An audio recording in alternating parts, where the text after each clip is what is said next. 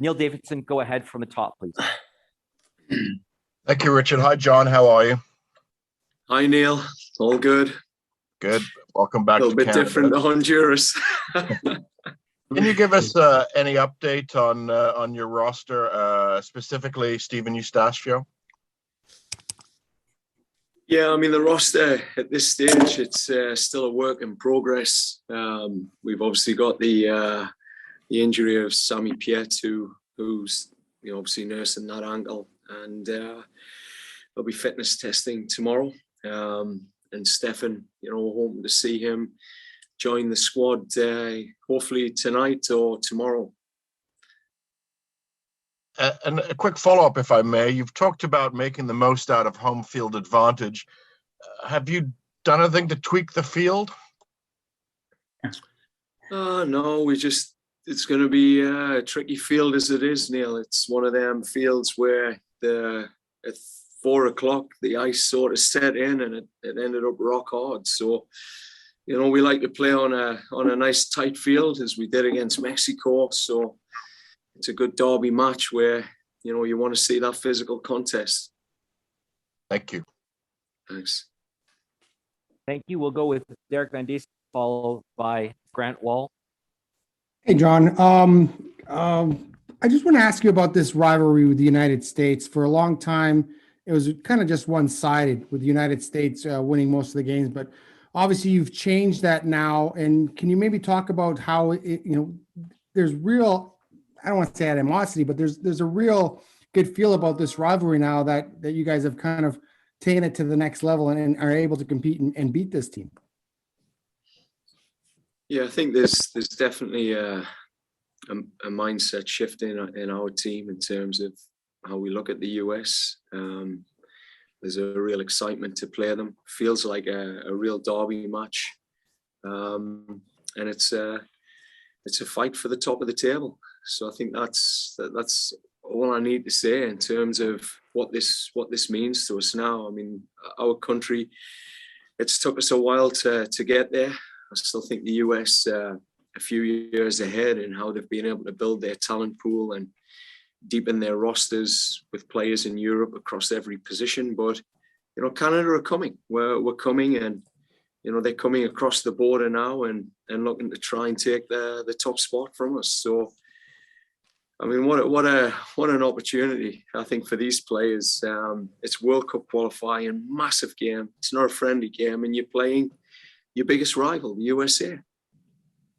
Just wanted to ask you about from the two cold weather games you played in Edmonton, what did you learn the layers, from man. Wearing more layers. That's the first thing. No, what we learned from that first experience was just you're able to maintain that high intensity running, and I think that's how we've tried to set all the games that we played in the cold. With a real knowing that your core players can repeat those sprints and as you've seen, it became quite a chaotic game against Mexico. And I think we thrive in that sort of chaos. So, I think that's a big part of playing in the cold. But I think you all know the reason for coming out this way was just to ensure that, we reduced the travel times and made sure that we didn't get caught, stuck on a tarmac and missing a match day -1 training session like today. So everything's worked really well. We've got all our layers on. The boys are having a good laugh again in the cold, and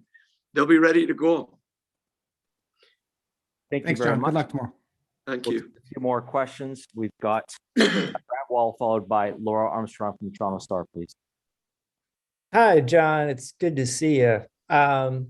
There were reports at one point that the CSA wanted to stage this game in Vancouver, but that you insisted on Hamilton.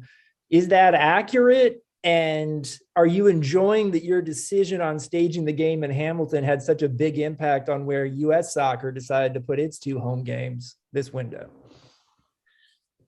You know what, Grant? I don't even think about stuff like that. What I think about is when you look at that travel schedule, it was wild. To think that you're going to be down in the heat, and then I look at one of my players is traveling from one of the outer regions in Turkey all the way through to Miami, then linking down to Honduras, and within 2.5 days, he's going to be playing 90 minutes in heat and humidity against a really tough team.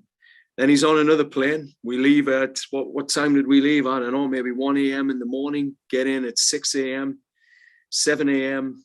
Then, you know, the next day you're in the freezing cold on a football field against the US of all people. I mean, yeah, it was a hell of a ride. So when you've seen the Vancouver reality, I mean, I'm from Vancouver. There's no better place than for me to play a football match, given I can get all my family just down the road in 30 minutes. But, you know, it wasn't about that. It was about putting the needs of the players first. It was about making sure that we optimized that travel. We knew the US could locate either in Vancouver with an hour in Seattle or 2 hours in Portland, and could train on turf fields and play on turf fields to ready them for this match. So I think everything we've done has been to optimize the opportunity to qualify for a World Cup. That's been the biggest priority. And we knew wherever we put this game, the fans were going to show up. They proved that in Edmonton and Toronto against Panama.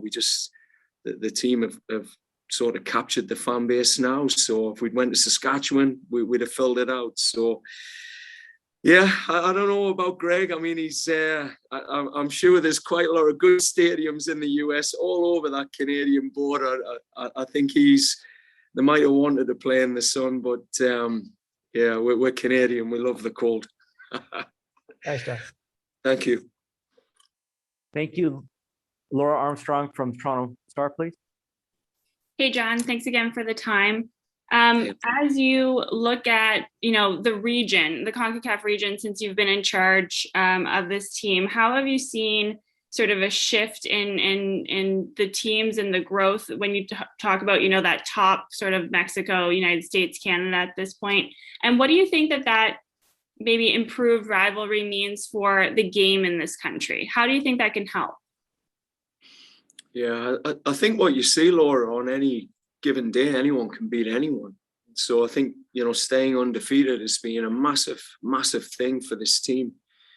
And it'll be a big part of the drive tomorrow. If you're talking about the purpose behind us, obviously it's to qualify, but there's a deeper purpose there, and to maintain that mantle. I think you've seen the US go to Panama, you've seen us go to Jamaica and blank.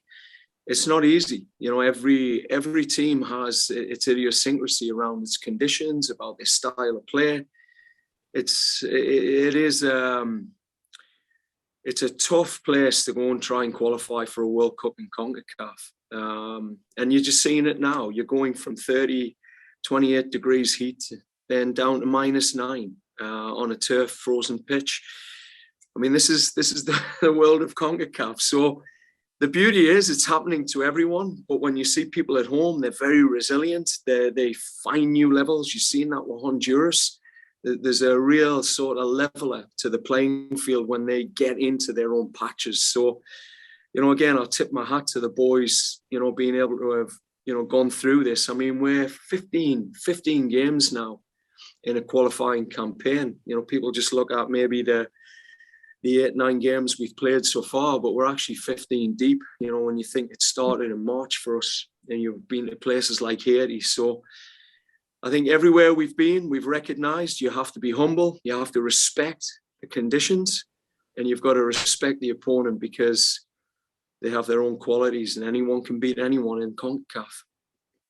Based on what you've seen over the course of the US, over the course of this sort of final qualifying round, is there anything that you're expecting, any changes you're expecting tactically when you face them tomorrow?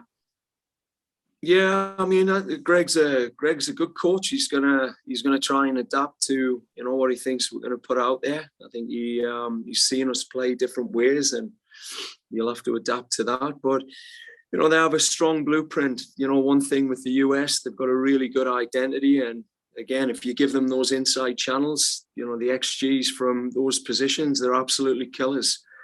So we've got to manage that. We've got to manage, the quality of Pulisic. We've got to manage the quality of McKennie. We've got to manage the quality of Pepe, Adams. The list goes on. I mean, that's a strong team, a really strong team. And that's what we get excited about. So, we have to know that those individual battles, and it's cliched, but we have got to win those individual battles and then look to manage that space behind your fullbacks. They love that space and those cutbacks into the box. So yeah, we'll be ready for that. And again, even when you're ready for it, they have quality to still exploit it. So we'll be doing our best, that's for sure. Thanks much, John. Thank you. Thank you very much, everybody. So that will wrap up our match day -1 press conference.